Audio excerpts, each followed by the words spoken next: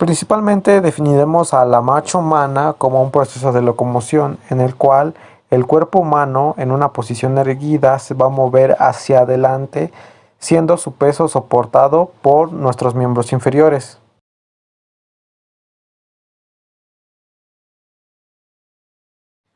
Bueno, comenzamos con los parámetros de la marcha. El primero va a ser los descriptores espaciales, los cuales se clasifican en longitud de la zancada, longitud de paso, anchura del paso y ángulo de paso. Bueno, comenzaremos con las descripciones espaciales. El primero que describiremos será la longitud de la zancada. Se define como la distancia entre dos contactos sucesivos del talón del mismo pie. La longitud de la zancada promedio va a ser de 144 centímetros y es de suma importancia recordar que una zancada es igual a un ciclo de la marcha. Longitud del paso la definimos como la distancia entre el contacto sucesivo del talón de los distintos pies, talón del pie izquierdo con el talón del pie derecho. La longitud del paso promedio es de 72 centímetros, es decir, la mitad de una zancada. Anchura del paso es la distancia transversal entre los centros de los talones derecho e izquierdo en dos contactos podales y suelen oscilar entre 7 y 9 centímetros. Finalmente hablaremos del ángulo del paso. Es el ángulo entre la línea de progresión del cuerpo y el eje longitudinal del pie, es decir, la apertura del pie. Se considera normal unos 7 grados.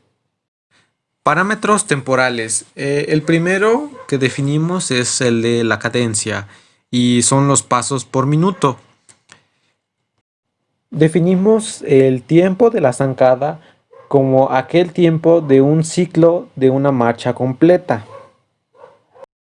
Tiempo del paso es aquel tiempo de la conclusión de un paso derecho o izquierdo en una marcha simétrica normal.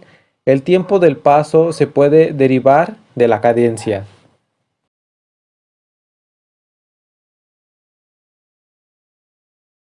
Velocidad de la marcha. Es la distancia cubierta en un periodo dado de tiempo. Su medida suele ser metros por segundo o kilómetros por segundo. El promedio es de 1.37 metros sobre segundos.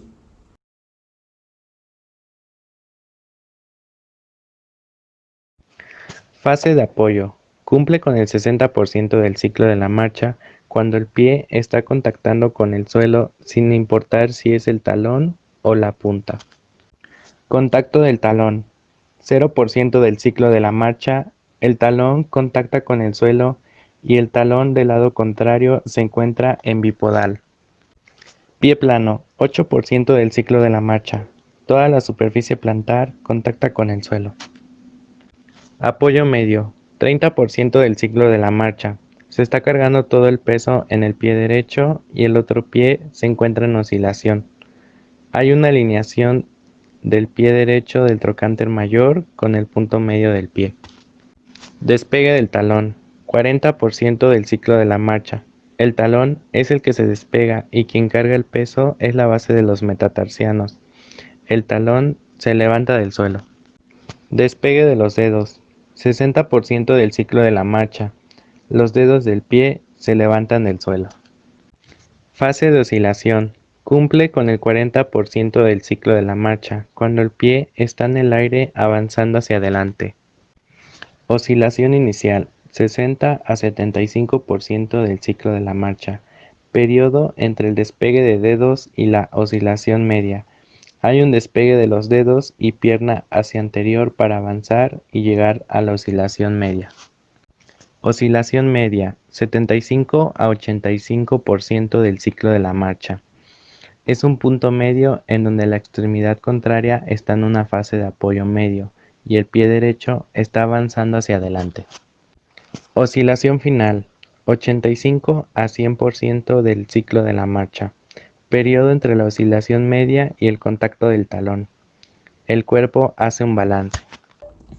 Centro de la masa. Se ubica enfrente de S2, aproximadamente a mitad de nuestro cuerpo. en 4.5 centímetros.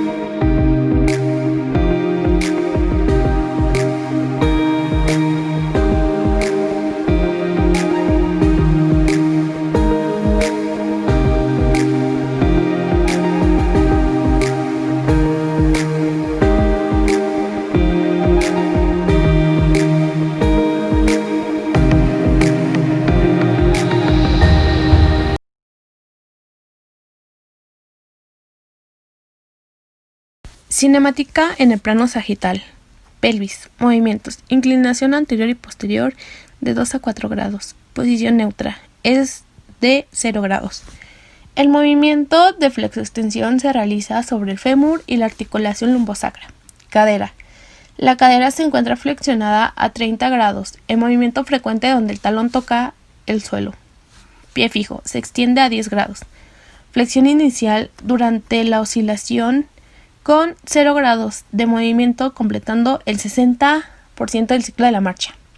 Rodilla. Rodilla flexionada a 5 grados, cuando el talón está en contacto con el suelo y continúa a llegar de 10 a 15 grados en el 15% del ciclo inicial. La acción excéntrica de los cuádriceps ayuda a la rodilla en flexión para amortiguar las cargas posteriores. A eso se extiende por completo, en 40% del ciclo de la marcha. Se flexiona suavemente a unos 35 grados para que se despegue en el 60% del ciclo de la marcha. Oscilación media. La rodilla se flexiona a 60 grados en el 73% del ciclo de la marcha. Oscilación terminal. Llega casi a su extensión máxima. Tobillo. La articulación tibioastragalina. Flexión plantar es de 0 a 5 grados en el 8% del ciclo de la marcha. Flexión dorsal de 10 grados del 8 al 45% del ciclo de la marcha. Despegue de pie en 40 grados de marcha. Vuelve a iniciar la flexión plantar llegando a 15 y 20 grados. Fase de oscilación inicial. Flexión dorsal de 10 grados, flexión plantar de 20, hasta terminar el ciclo de la marcha. Articulación metatarsofalágica. Contacto con el talón, con suelo, se encuentra una hiperextensión de 45 a 55 grados. Fase de apoyo y de oscilación. Se flexiona y regresa a una posición neutra. Cinemática en el plano frontal. Pelvis. Elevación y descenso de crestas ilíacas. Amplitud total de movimiento de 10 a 15 grados. Movimientos. Abducción entre los 20 y 60% del ciclo de la marcha. Aducción entre los primeros 15 a 20% del ciclo de la marcha. Cadera. El movimiento de la cadera es producido por el movimiento de la pelvis sobre el fémur. Movimientos. Abducción y aducción.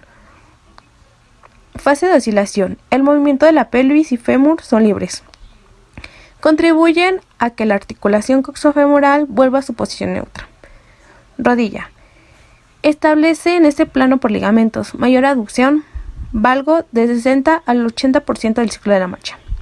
5 grados de abducción durante la oscilación inicial. Tobillo. Articulación tibioastragalina. Movimiento principal. Flexión plantar y dorsal. Oscilación. Flexión plantar, inversión y abducción. Fase de apoyo. Flexión dorsal, eversión y abducción. Pie. Articulación subastragalina. Movimientos. Inversión de 2 a 3 grados, 0% del ciclo de la marcha. Eversión, 2 grados, máxima de 30 a 35% del ciclo de la marcha. 6 grados de inversión del calcáneo. del 40 al 60% del ciclo de la marcha. Del calcáneo, del 40 al 60% del ciclo de la marcha. Cinemática en el plano transversal. Pelvis. Ciclo de la marcha gira de 3 a 4 grados. Fémur. Gira de 6 a 7 grados en cada dirección durante el ciclo de la marcha. Fase de oscilación. Rotación interna. Tibia. Rotación de 8 a 9 grados en cada dirección. Cadera. Pelvis y fémur giran al mismo tiempo. Rotación interna llega del un 50% del ciclo de la marcha. Rotación externa empieza del 50% del ciclo de la marcha hasta un punto medio de oscilación. Rodilla. Rotación externa de 2 a 3 grados en contacto con el talón. Rotación interna de 5 grados en despegue de dedos. Y fase de oscilación gira nuevamente a externo para preparación del siguiente contacto.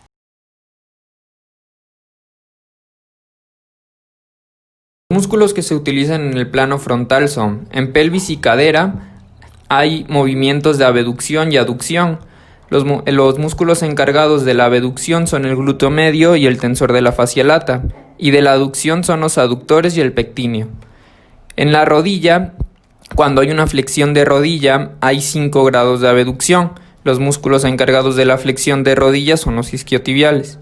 Tobillo y pie, hay movimientos de inversión y eversión. Los encargados de inversión es el tibial posterior, y de la eversión es el peroneo largo y corto. En el plano sagital, pelvis y cadera, se presentan los movimientos de flexión y extensión. Los músculos encargados de flexión son el psoas ilíaco y el sartorio, y de la extensión los isquiotibiales y el glúteo mayor. La rodilla, igualmente movimientos de flexión y extensión. Los músculos son en la flexión los isquiotibiales y en la extensión los cuádriceps. Y tobillo y pie, hay una flexión dorsal encargada por el músculo tibial anterior y una flexión plantar encargada por los músculos sóleo, gastronemios y el tibial posterior. En el plano transversal, en la pelvis y cadera, hay movimientos de rotación. Los que se van a encargar de la rotación interna son el glúteo menor y el mediano, y en la rotación externa los obturadores internos y externos. Y en la rodilla solo habrá movimientos de rotación si la rodilla está flexionada. Y los músculos encargados de la rotación externa es el bíceps femoral, porción corta, y el tensor de la fascia lata. Y en la rotación interna, el sartorio.